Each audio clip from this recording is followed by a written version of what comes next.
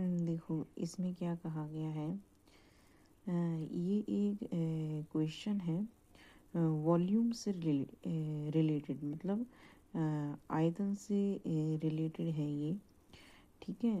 तो इसमें ये कहा गया, मतलब एक ये किस में बोल सकते हैं हम, जब हम ये वॉल्यूम मतलब जो ज्योमेट्री वगैरह जो पढ़ते हैं ना, ये उसका ही क्वेश्चन है ये। ठीक है। एरिया एंड सरफेस का, एरिया एंड वॉल्यूम का, मतलब उसका ही एक क्वेश्चन है। तो इसमें कहा गया है एक कोई लोहे की छड़ है, उसका अर्धव्यास मतलब होता है उसकी त्रिज्या। उसकी त्रिज्या पहले कितनी थी, R1 थी। ठीक है।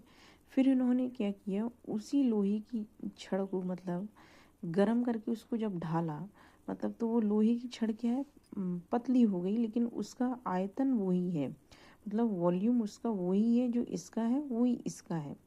ठीक है। वॉल्यूम सेम है इन दोनों का, लेकिन अब क्या है, इसकी जो अर्धव्यास मतलब जो रेडियस है वो कितना हो गया है, इसका चौथाई हो गया है।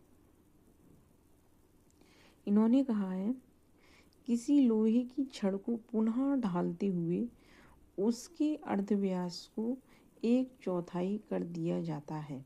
ठीक है। यदि उसका आयतन वही रहता है तो उसकी नई लंबाई हो जाएगी। ठीक है।